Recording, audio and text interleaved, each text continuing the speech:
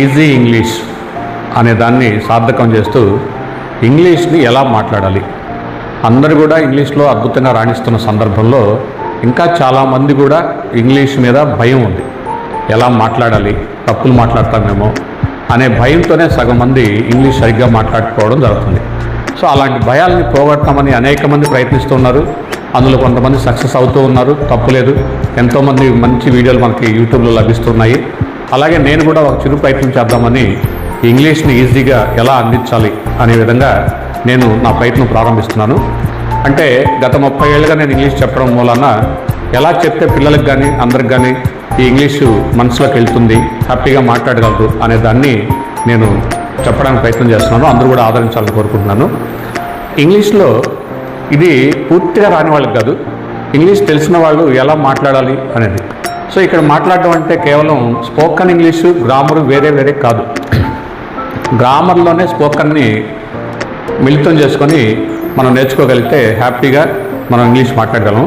ఇంగ్లీష్లో స్టార్టింగ్ మనం చేసినప్పుడు ఏదైనా ఒక మాట్లాడాల్సి వచ్చినప్పుడు ఒక వాక్యాన్ని మాట్లాడతాం మనం. ఇప్పుడు నేను మాట్లాడుతున్నాను, ఇది నేను మాట్లాడుతున్నాను అనేది ఒక వాక్యం. ఈ వాక్యాన్ని మనం సింపుల్గా చూద్దాం. అసలు ఏ భాష మాట్లాడాలన్నా ఒక సెంటెన్స్ కావాలి. ఆ సెంటెన్స్ మనము ఒక ఎగ్జాంపుల్ తీసుకుంటే రామ ప్లే క్రికెట్ అనేది ఒక వాక్యం. ఇక్కడ రామ ప్లే క్రికెట్ 3 పదాలు ఉన్నాయి. అంటే కొన్ని పదాల కలయికని మనం వాక్యము అంటాం. The combination of words are called sentence. ఇక్కడ 3 పదాలను మనం మాట్లాడినప్పుడు అదొక అర్థాన్ని ఇవ్వాలి.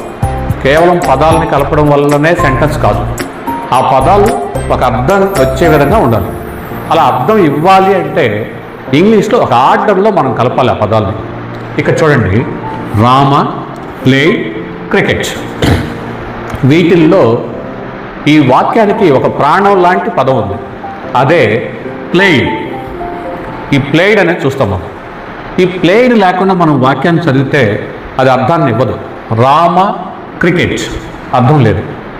ఒకవేళ మనం క్రికెట్ లేకుండా ఈ 2 చదివినప్పుడు అర్థం వస్తుంది, రామ ప్లేయిడ్. ఏది లేకపోయినా పర్వాలేదు, కానీ ఈ మధ్యలో ఉన్న ఈ ప్లేయిడ్ లేకపోతే అర్థం రాదు. దీన్నే మనం వెర్బ్ అంటాం. ఇంగ్లీష్లో వెర్బ్ క్రియ, పని. అంటే వాక్యంలో పని ఖచ్చితంగా ఉండాలి. ఆ పని అనేది మనం ఇంగ్లీష్లో ఒక పేరు పెట్టుకున్నాం, దాన్నే వెర్బ్, విఈఆర్బి. మనం కాస్త ప్రొనౌన్స్ చేసేటప్పుడు ఆర్ని సైలెంట్గా చేయాలి. వర్బ్ అంటే ఇంకా బాగుంటుంది. ఓకే, ఈ వెర్బ్ని ఎవరు చేస్తున్నారు? హూ ప్లేయిడ్ క్రికెట్ అన్నప్పుడు, ఈ ఆటను ఎవరు ఆడుతున్నారు అన్నప్పుడు రామ. దాన్ని మనం ఇంగ్లీష్లో సబ్జెక్ట్ అంటాం. అంటే ఒక వాక్యంలో మొట్టమొదటి సబ్జెక్ట్ వస్తుంది, రెండోది వెర్బ్ వస్తుంది. నెక్స్ట్ మనం రామ ప్లేయిడ్ వాట్, ఏమి ఆడాడు రామ అనుకున్నప్పుడు ఒక ఆన్సర్ వస్తుంది, క్రికెట్ ఆడాడని. ఆ ఆన్సర్ మనం ఆబ్జెక్ట్ అంటాం. అంటే వాక్యంలో సబ్జెక్ట్ వస్తుంది, వెర్బ్ వస్తుంది, ఆబ్జెక్ట్ వస్తుంది. ఇదేంటి ప్లస్లు మైనస్లు అని మనం బాధపడ్డా కూడా దీన్ని చక్కగా నేర్చుకోగలిగితే ఇంగ్లీష్లో మనం టాప్లో ఉంటాము. సో మొట్టమొదటి సబ్జెక్ట్ వచ్చింది, వెర్బ్ వచ్చింది, ఆబ్జెక్ట్ వచ్చింది.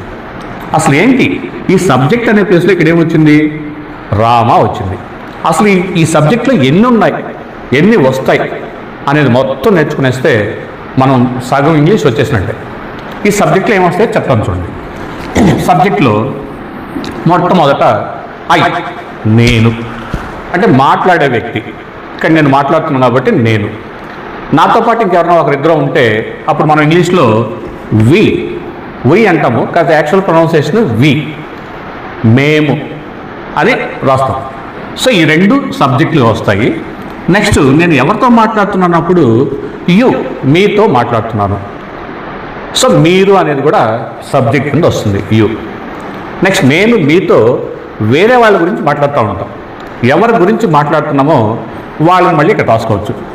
వాళ్ళు కనుక మగవాళ్ళైతే హీ అంటాము, వాళ్ళు కనుక ఆడవాళ్ళైతే షీ అంటాము, వాళ్ళు కనుక మనుషులు కాకుండా వస్తువులు అయితే ఇట్ అంటాము. ఒకవేళ అన్నీ కలిపి ఉంటే దే అంటాము. వాళ్ళకి పేర్లు ఉంటే నేమ్స్ అంటాము, నేమ్స్ రాస్తాము. ఇవి సబ్జెక్ట్స్. ఇవి తప్ప ప్రపంచం ఇంకేమీ రావు సబ్జెక్ట్గా. ఇవి నేర్చుకుంటే సరిపోతుంది. ఏంటివి? సబ్జెక్ట్.